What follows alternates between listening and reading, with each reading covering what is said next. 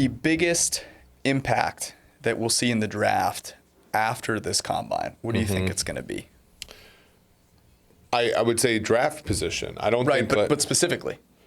Well, I mean, I think everybody was sort of considering. So take Jonathan Taylor, for example. I think many people have wised up to the idea that a running back in the first round is a dumb idea. Like there are some obviously holdouts, but there might be a team that's like, okay, this guy's such a great athlete. We can't pass. I mean, I get not taking him at 2 like Saquon, but let's take him at 15, or Isaiah Simmons. Like, for example, I think we disagree, just to spoiler alert for the next podcast, but I would still take Jeffrey Okudah over Isaiah Simmons because I think cornerback is more valuable than whatever Simmons is going to play at the NFL level, as great as he is. There might be people that consider Isaiah Simmons over Chase Young or Jeffrey Okudah, and I don't know if that's necessarily the reaction I'd have, but that might be the reaction to his, sick athleticism, especially after we saw what Derwin James did, falling all the way to 17 to the LA Chargers in 2018. By the way, your Kansas City Chiefs pick at 32.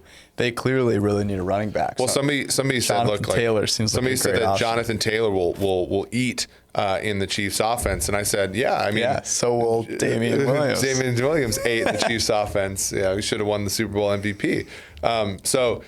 Yeah, I mean that's the whole thing. It's like you're putting your money down then that the biggest, potential change is Jonathan Taylor.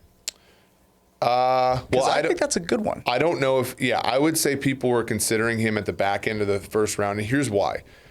Got a lot of tread on the tires. We're talking about 300-ish carries, 3 consecutive years. Mm-hmm. He didn't look that fast on tape because he's so big, and that offensive line is like the offense for the Wisconsin Badgers just screams slow. And like Quintez Cephas, that came true. He ran a 4.7.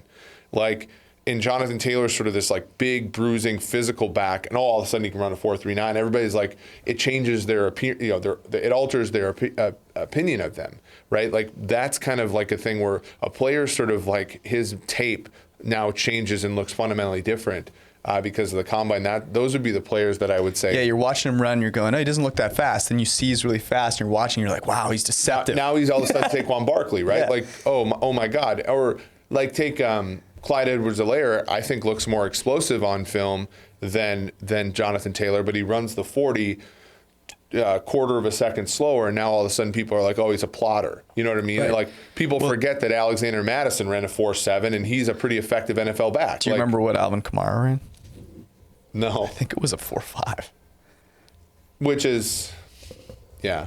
I mean, all of them are worse than Ramon Calais. Ramon Calais in the 5th round is going to be the best. 4.53 for Alvin Kamara. And terrible athlete. We were all right about it. I think the biggest... Yeah. And the universe where 4.5 is slow. That's so funny, right? Like that's the combine in a nutshell. Well, look, on my watch, I had, on my sundial, I had 4.43.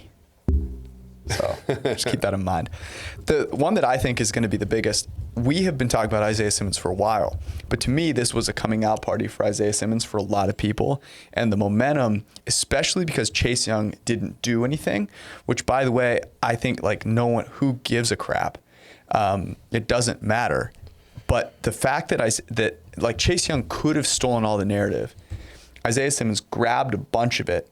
And to me, Jeff Okudah, like, he was great. He had a couple of good quotes. He looked super smooth. We know he's really good. But Isaiah Simmons, we knew he was really good, and now people are going to start talking more about how versatile he is. Yeah. To me, I don't think he was, we might have had him as a potential top 5 pick. I don't believe that there were that many people that seriously considered him maybe going to the Giants at 4, and now I think there's real consideration. And I think it makes the top of the draft. This is my number 2 big takeaway was going to be Tua is, I think, even more so in play. Those 4 picks behind Burrow now I just believe carry more significance than they did before because of Isaiah Simmons, because of Jeff Okudah, and because it appears as though Tua is healthy. Mm-hmm. All of those picks are now gaining a lot of value. And so the Redskins, the Lions, those teams have a lot to think about. And I think we'll get more offers now. Now, do you think Do you think the price for the second pick or whomever when it gets to pick 3 or whatever, the Tua pick, does that go down?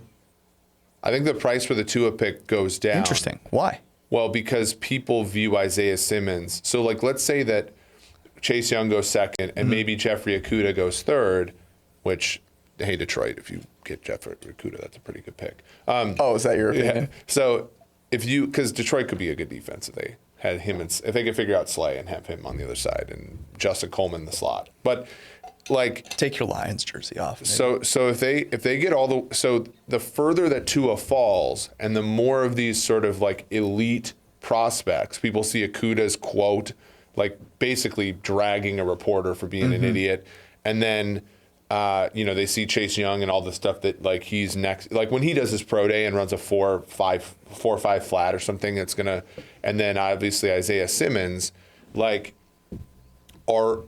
people going to be like, look, we can have we could just pick. Basically what you're saying is I don't need to trade up because other teams are going to take these defensive guys. Yeah. You want to get rid of me and get back to more great PFF YouTube content? All you have to do is push that button right there and subscribe. Thanks for watching.